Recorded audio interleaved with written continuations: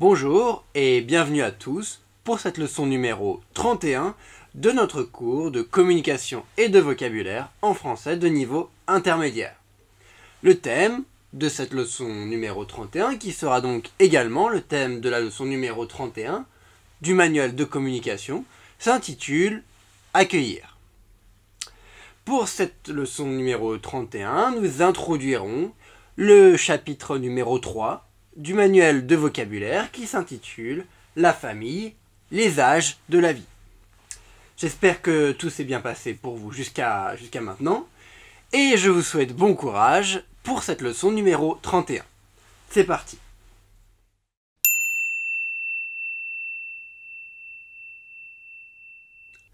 En français, lorsque l'on veut accueillir quelqu'un ou plusieurs personnes chez soi, eh bien, il existe différentes formules, différentes façons de parler pour justement accueillir une personne ou des personnes.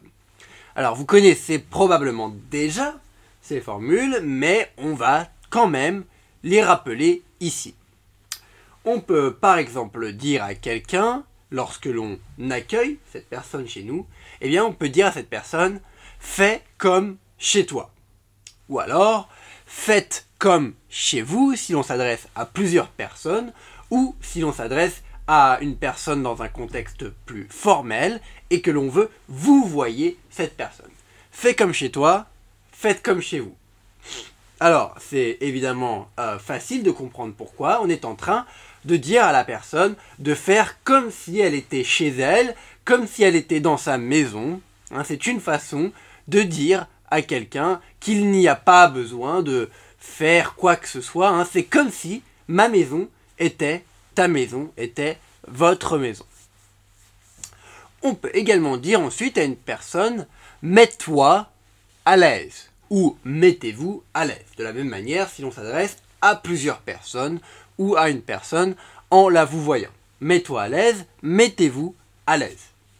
Lorsque l'on dit à quelqu'un de se mettre à l'aise, c'est que l'on demande à cette personne d'essayer de faire en sorte d'être confortable. Lorsque l'on est à l'aise, eh bien c'est que on se sent confortable dans quelque chose. Si je suis à l'aise chez vous, eh bien c'est que je me sens confortable lorsque je suis chez vous. De la même manière, lorsque l'on est à l'aise dans quelque chose, par exemple, si je vous dis je suis à l'aise en tennis, c'est-à-dire je me sens confortable quand je joue au tennis, je suis assez fort en tennis, je suis à l'aise. Donc on dit à quelqu'un lorsqu'on l'accueille, mets-toi à l'aise ou alors mettez-vous à l'aise. On peut évidemment offrir quelque chose à son invité lorsque l'on l'accueille chez nous. Dans ce cas-là, on pourra dire, comme on l'a vu dans les leçons précédentes, qu'est-ce que je te sers, qu'est-ce que je te sers à boire. On peut également dire, qu'est-ce que je peux t'offrir. Qu'est-ce que je peux t'offrir? C'est une façon de proposer quelque chose à un invité. Qu'est-ce que je peux t'offrir à boire? Qu'est-ce que je peux t'offrir à manger? Ou évidemment, qu'est-ce que je peux vous offrir à boire? Qu'est-ce que je peux vous offrir à manger? C'est une façon d'accueillir quelqu'un, de proposer quelque chose à boire ou à manger à son invité.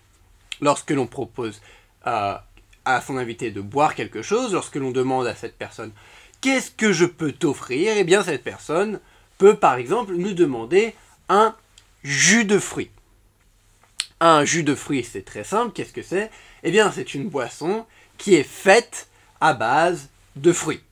Par exemple, une boisson faite à base d'orange sera appelée un jus d'orange. À base de pommes, un jus de pomme, etc. Eh bien, ce grand ensemble, on l'appelle évidemment les jus de fruits. Un petit quelque chose.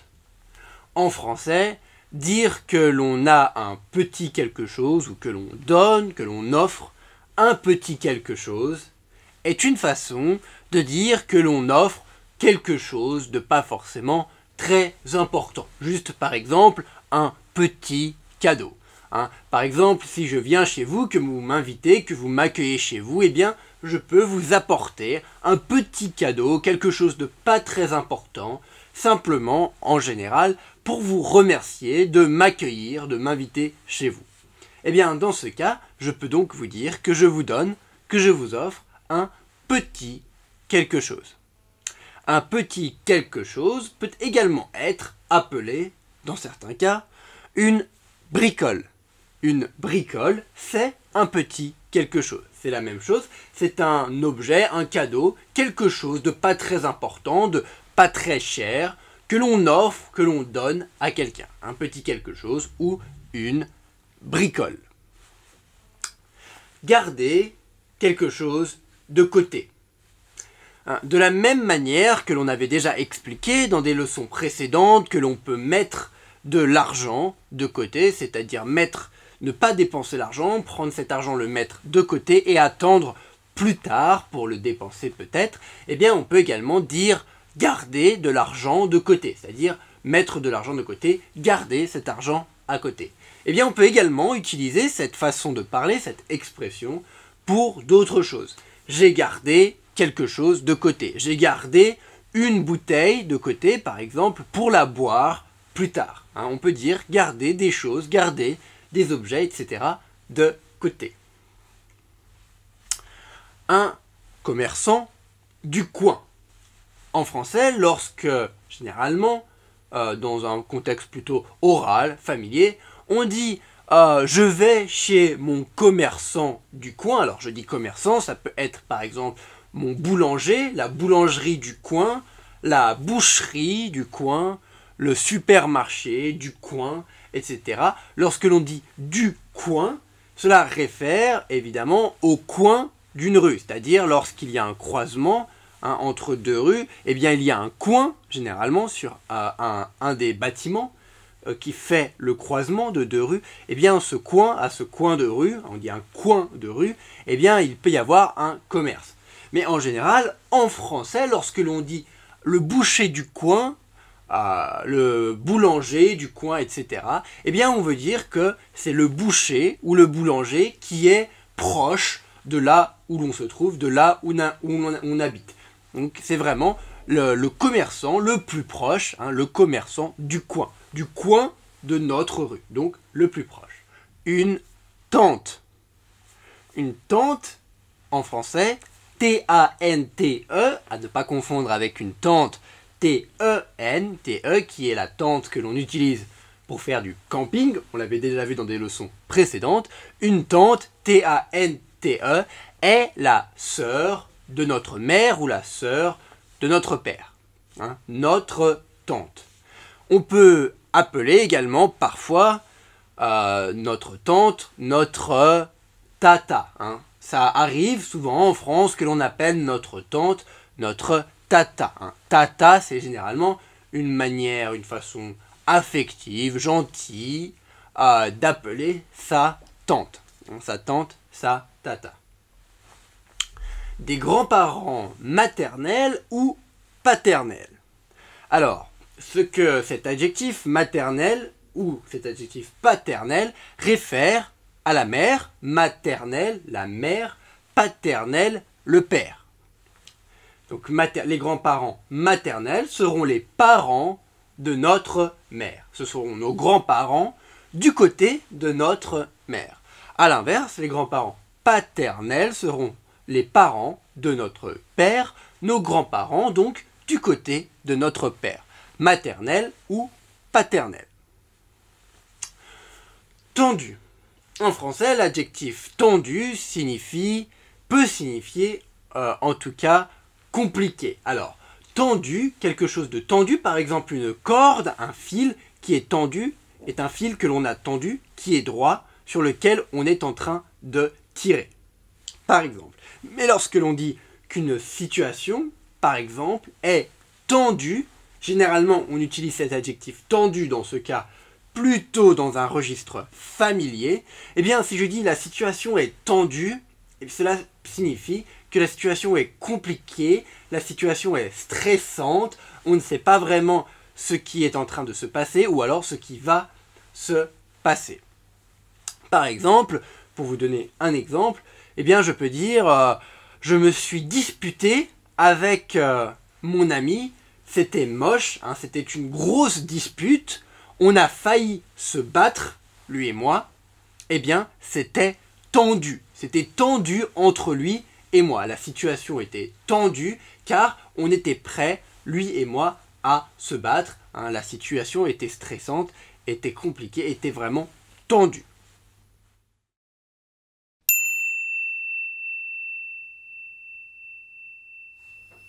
Salut Louise, bienvenue chez moi. Et bien sûr, fais comme chez toi. Merci Adrien. Qu'est-ce que je peux t'offrir pour l'apéro? Un café, un thé, de l'alcool? Je prendrais bien un jus de fruits si tu en as. Bien sûr, je vais t'apporter ça. Mais je t'en prie, mets-toi à l'aise. Au fait Adrien, tiens, je t'ai apporté un petit quelque chose. Qu'est-ce que c'est? Oh, pas grand-chose, c'est juste une bricole. C'est un gâteau que j'ai acheté chez mon pâtissier du coin. C'est la meilleure pâtisserie que j'ai trouvée à Paris jusqu'à maintenant. Oh, merci beaucoup Louise, c'est vraiment gentil. Il ne fallait pas. Oh, ne t'inquiète pas, ça me fait plaisir. Ah, et au fait, tu préfères plutôt du rouge ou du blanc pour le dîner de ce soir? Je pense que j'ai une petite préférence pour le vin rouge. Ça roule. J'avais gardé une bonne bouteille de côté. On l'ouvrira tout à l'heure. Et sinon, comment va la famille? Bof, ma mère et mon père se sont pris la tête la semaine dernière. Du coup, ma mère est partie vivre chez sa sœur, donc ma tante. Du coup, on a annulé les vacances qu'on devait passer chez mes grands-parents maternels. Donc c'est un peu tendu dans ma famille en ce moment. Louise, tu vas devoir me parler de tout ça alors. On ne va pas tarder à passer dans le salon pour prendre l'apéritif.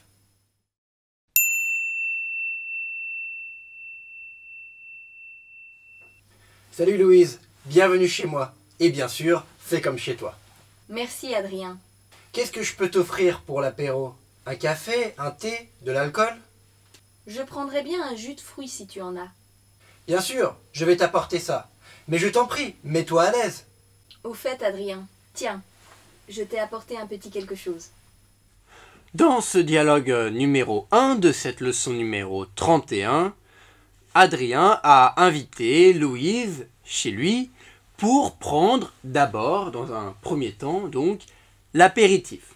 Prendre l'apéritif, c'est-à-dire boire des apéritifs. S'asseoir ensemble pour discuter, pour prendre l'apéritif, donc pour boire probablement des apéritifs. Prendre l'apéritif, prendre l'apéro si l'on veut également. Donc Louise vient chez Adrien pour prendre l'apéritif d'abord. Et Adrien, lorsque Louise arrive, Adrien l'accueille. Il l'accueille et il lui dit « Bienvenue ». Bienvenue, hein, on le sait, c'est une formule très courante pour accueillir quelqu'un. On dit « bienvenue » et Adrien dit donc « bienvenue chez moi » et bien sûr, fais comme chez toi. Bienvenue, ici c'est chez moi, mais fais comme chez toi, fais comme si c'était ta maison, ne te gêne pas, hein. Bienvenue chez moi. Voilà comment donc Adrien accueille Louise chez lui. Louise remercie ensuite Adrien de l'accueillir chez lui. Et Adrien répond ensuite à Louise, qu'est-ce que je peux t'offrir? Qu'est-ce que je peux t'offrir? Hein, c'est-à-dire qu'est-ce que je te sers? C'est presque la même chose. Qu'est-ce qui te ferait plaisir? Dis-moi ce que tu veux boire, manger, peu importe. Qu'est-ce que je peux t'offrir? Adrien donne ensuite des exemples de boissons qu'il peut offrir à Louise en fonction de ce qu'elle préférerait. Donc, qu'est-ce que je peux t'offrir, hein? J'aimerais t'offrir quelque chose à boire pour t'accueillir chez moi. Qu'est-ce que je peux t'offrir? Alors Adrien propose du café ou du thé ou encore de l'alcool. Louise alors ensuite répond à Adrien qu'elle aimerait bien, elle dit « je prendrais bien un jus de fruits si tu en as hein. ». Je prendrais bien, si Louise utilise le conditionnel car elle ne sait pas, si Adrien a ou n'a pas de jus de fruits, puisque Adrien ne lui a pas proposé de jus de fruits, il a proposé du café, du thé ou de l'alcool. C'est pourquoi ici Louise, pour être à la fois polie, mais surtout car elle ne sait pas, si Adrien a ou n'a pas de jus de fruits, elle dit donc, elle utilise le conditionnel et dit « je prendrais bien », donc si tu en as, c'est la condition, « je prendrais bien un jus de fruits ». Adrien répond alors à Louise que bien sûr il a du jus de fruits, il dit « bien sûr, je vais t'apporter ça ». Utilisation ici du futur proche, on l'a déjà vu beaucoup de fois à présent, je vais t'apporter ça, c'est-à-dire je vais t'apporter ça très vite, très bientôt, tu auras donc ce jus de fruits, je vais te l'apporter, je vais te l'amener. Ensuite, Adrien ajoute, mais je t'en prie, s'il te plaît, hein, fais-moi donc cet honneur, si l'on voudrait être très formel. Ici, Adrien dit, je t'en prie, mets-toi à l'aise. Mets-toi à l'aise, c'est-à-dire fais en sorte d'être confortable, ne te gêne pas, fais comme chez toi, mets-toi à l'aise. Sois à l'aise, hein, mets-toi à l'aise, fais en sorte d'être confortable, ne te gêne surtout pas. Voilà ce que dit Adrien à Louise alors qu'il est en train de l'accueillir chez lui. Louise remercie Adrien, qui est en train de lui dire de se mettre à l'aise, de ne pas se gêner, etc., etc. Et elle ajoute ensuite, elle dit « Ah, Adrien, tiens, tiens, hein, c'est le verbe tenir, tiens, conjugué donc à l'impératif, tiens, c'est ce que l'on dit lorsque l'on donne quelque chose à quelqu'un. On l'a déjà vu, vous le savez très certainement, hein, lorsque je vous donne un cadeau, par exemple, je peux vous dire « Tiens, c'est un cadeau » ou alors « Tenez hein, », si on est dans un contexte plus formel, « Tenez, c'est un cadeau ». Tiens, tenez. Tenir, conjugué à l'impératif, c'est une formule que l'on utilise le plus souvent lorsque l'on donne donc quelque chose à quelqu'un. C'est ce que fait Louise ici. Elle dit « Tiens », elle donne donc quelque chose à Adrien, elle dit « Je t'ai apporté un petit quelque chose ». Un petit quelque chose, on l'a expliqué dans le vocabulaire, c'est un cadeau, quelque chose de pas très important, de pas très cher, juste quelque chose en fait ici pour remercier Adrien probablement de l'avoir invité chez lui. Hein. Je t'ai offert, je t'ai apporté un petit quelque chose, ce n'est pas grand chose, ce n'est pas très important, et tiens, je te le donne. Qu'est-ce que c'est ? Oh, pas grand chose, c'est juste une bricole. C'est un gâteau que j'ai acheté chez mon pâtissier du coin. C'est la meilleure pâtisserie que j'ai trouvée à Paris jusqu'à maintenant. Oh, merci beaucoup Louise, c'est vraiment gentil, il ne fallait pas. Oh, ne t'inquiète pas, ça me fait plaisir. Ah, et au fait, tu préfères plutôt du rouge ou du blanc pour le dîner de ce soir ? Ici, après que Louise ait expliqué à Adrien qu'elle lui a apporté un petit quelque chose, donc quelque chose de pas très important, eh bien Adrien lui demande alors qu'est-ce que c'est hein, qu'est-ce que c'est que ce cadeau, qu'est-ce que c'est que ce petit quelque chose. Louise lui répond alors, oh, ce n'est rien, elle dit, c'est juste une bricole, hein, c'est juste une bricole, c'est-à-dire c'est juste un petit quelque chose, c'est juste une bricole, c'est juste un petit cadeau sans trop d'importance, pas trop cher, simplement donc ici pour te remercier de m'accueillir, de m'inviter chez toi. Elle explique alors, c'est un gâteau que j'ai acheté chez mon pâtissier du coin. Mon pâtissier du coin, hein, le pâtissier c'est celui qui tient une pâtisserie, qui travaille dans une pâtisserie, qui prépare donc des pâtisseries, c'est-à-dire des gâteaux, etc., etc. Louise dit donc qu'elle a acheté cette bricole, ce gâteau, chez son pâtissier du coin, c'est-à-dire ce pâtissier qui est très proche de là où elle habite, au coin de sa rue. Hein. C'est son pâtissier du coin, c'est le pâtissier proche de là où elle habite. Elle ajoute que cette pâtisserie, donc la pâtisserie du coin, la pâtisserie proche de là où elle habite, eh bien est la meilleure qu'elle ait trouvée à Paris jusqu'à maintenant. C'est-à-dire dans toutes les pâtisseries dans lesquelles Louise est allée jusqu'à aujourd'hui, jusqu'à maintenant, jusqu'au moment où elle est en train de parler, eh bien la meilleure de toutes ces pâtisseries qu'elle a visitées, qu'elle a essayées jusqu'à maintenant, eh bien c'est celle-ci, celle qui est proche de là où elle habite, sa pâtisserie du coin, où travaille donc son pâtissier du coin. Adrien remercie alors Louise de lui avoir apporté ce gâteau, de lui avoir donc apporté ce petit quelque chose, cette bricole. Il dit « Oh, merci Louise, c'est vraiment gentil ». Il dit donc après « Il ne fallait pas hein. ». Il ne fallait pas, c'est une formule que l'on emploie beaucoup en français lorsque quelqu'un nous rend un service ou que quelqu'un nous offre quelque chose, pas nous rend un service, mais nous offre quelque chose, eh bien on dit en français, oh il ne fallait pas m'offrir ceci, il ne fallait pas me donner cela, c'est vraiment trop gentil de ta part, il ne fallait pas. On utilise cette formule souvent en français, on en a déjà parlé, et vous le savez très certainement. Louise répond alors à Adrien, puisque Adrien et Louise sont en train de se faire des politesses, ils sont en train de se faire des politesses, c'est-à-dire ils sont en train d'être très polis l'un avec l'autre, sont en train de se dire des choses polies, ils sont donc en train de se faire des politesses. Louise continue donc, et elle dit « Oh, ce n'est rien, ça me fait plaisir. Ce n'est rien, ça me fait plaisir, c'est-à-dire je suis heureuse, je suis contente de t'offrir cette bricole, de t'offrir ce petit quelque chose. » Enfin, après cela, Adrien demande alors à Louise « Oh, au fait, Louise, tu préfères du rouge ou du blanc pour le dîner de ce soir ?» Adrien et Louise sont en train de prendre l'apéritif, ils vont prendre l'apéritif, mais ensuite, après l'apéritif, ils vont dîner ensemble. Donc Adrien est en train de demander à Louise si elle préfère du rouge ou du blanc pour le dîner, c'est-à-dire du vin rouge ou du vin blanc pour le dîner qui va suivre donc l'apéritif. Tu préfères du rouge ou du blanc pour le dîner de ce soir? Voilà la question qu'Adrien pose à Louise ici. Je pense que j'ai une petite préférence pour le vin rouge. Ça roule.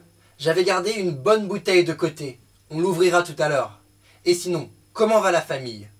Bof, ma mère et mon père se sont pris la tête la semaine dernière. Du coup, ma mère est partie vivre chez sa sœur, donc ma tante. Du coup, on a annulé les vacances qu'on devait passer chez mes grands-parents maternels. Donc c'est un peu tendu dans ma famille en ce moment. Louise, tu vas devoir me parler de tout ça alors. On ne va pas tarder à passer dans le salon pour prendre l'apéritif. Ici, après que Adrien ait demandé à Louise si elle préférait le rouge ou le blanc pour le dîner de ce soir, pour le dîner qui va suivre l'apéro, l'apéritif donc, qu'ils sont en train de prendre ensemble, Adrien et Louise, eh bien Louise, ici, répond à Adrien « Je pense que j'ai une petite préférence pour le rouge. J'ai une petite préférence pour le rouge, cela signifie que Louise préfère le vin rouge donc pour le dîner de ce soir, mais ce n'est pas non plus très clair. Elle dit j'ai une petite préférence, c'est-à-dire j'aimerais mieux du vin rouge, mais du vin blanc ira aussi.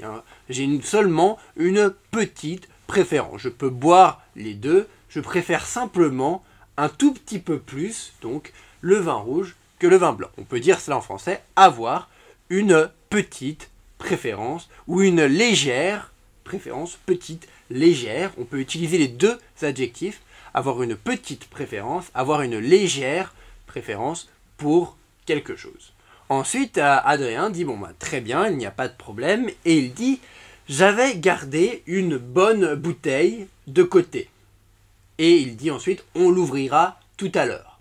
J'avais gardé une bonne bouteille de côté, cela signifie qu'Adrien a de côté, c'est-à-dire il avait acheté, mais il ne l'a pas encore bu, une bonne bouteille. Il l'a gardée de côté. Comme on met de l'argent de côté, on garde de l'argent de côté, eh bien Adrien a gardé de côté une bonne bouteille pour la boire à un moment donné, plus tard, donc peut-être ce soir pour le dîner, puisqu'il dit qu'il ouvrira cette bonne bouteille, donc plus tard, à l'occasion du dîner.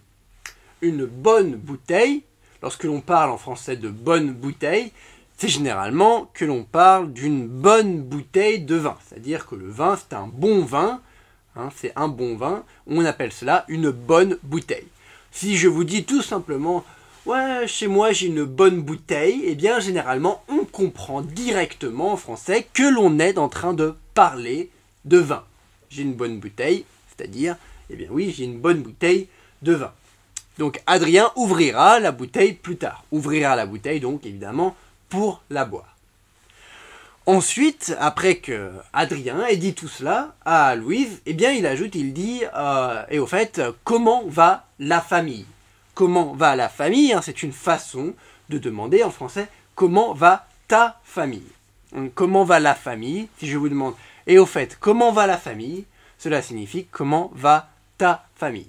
Alors, en général, lorsque l'on demande à quelqu'un comment va la famille, c'est dans un contexte familier, c'est que l'on connaît bien la personne, et normalement, même si ce n'est pas toujours vrai, normalement, c'est que l'on connaît également la famille de cette personne.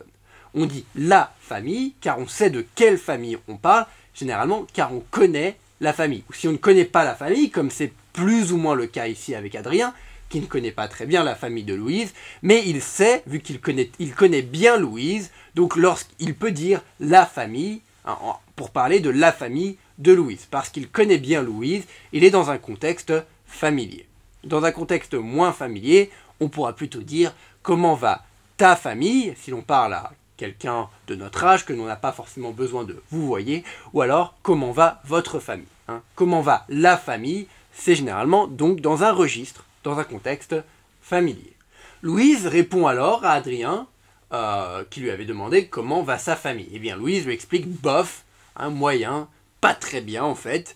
Elle explique, mon père et ma mère, mes parents, se sont pris la tête, hein, ils se sont pris la tête, c'est-à-dire ils se sont disputés, ils se sont engueulés.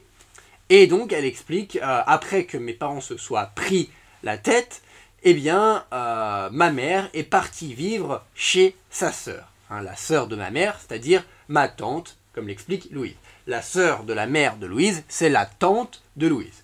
Donc la mère de Louise est partie vivre chez sa sœur, donc la tante de Louise, parce qu'elle s'était pris la tête avec son mari, c'est-à-dire le père de Louise.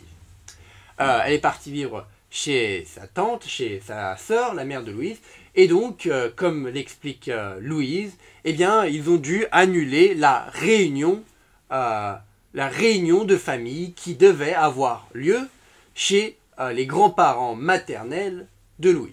Il devait y avoir une réunion de famille, c'est-à-dire un moment où la famille de Louise doit se réunir, tout le monde se réunit en famille, on appelle ça une réunion de famille, on l'a déjà vu dans les leçons précédentes, et bien cette réunion de famille qui devait avoir lieu chez les grands-parents maternels de Louise, c'est-à-dire les parents de la mère de Louise, les grands-parents de Louise du côté de sa mère, ses grands-parents maternels, donc, eh bien cette réunion de famille a été annulée parce que les parents de Louise se sont disputés, se sont pris la tête.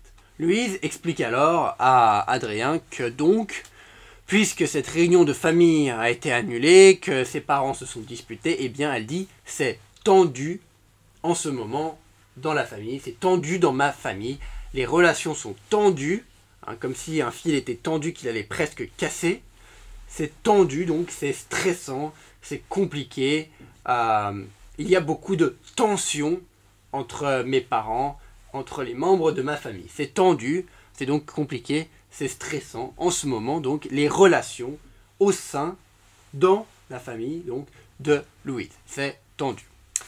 Adrien, eh bien alors répond à Louise, il lui dit, oula, il va falloir que tu me parles de tout ça, que tu m'expliques pourquoi ça ne va pas, etc., etc. Il dit, eh bien on ne va pas tarder à passer dans le salon pour prendre l'apéritif, hein, pour que l'on puisse discuter un peu plus de tout cela. On ne va pas tarder, c'est-à-dire on va bientôt le faire. On ne va pas tarder, on ne le fera pas tard, c'est-à-dire on va le faire très bientôt. Hein, on ne va pas tarder.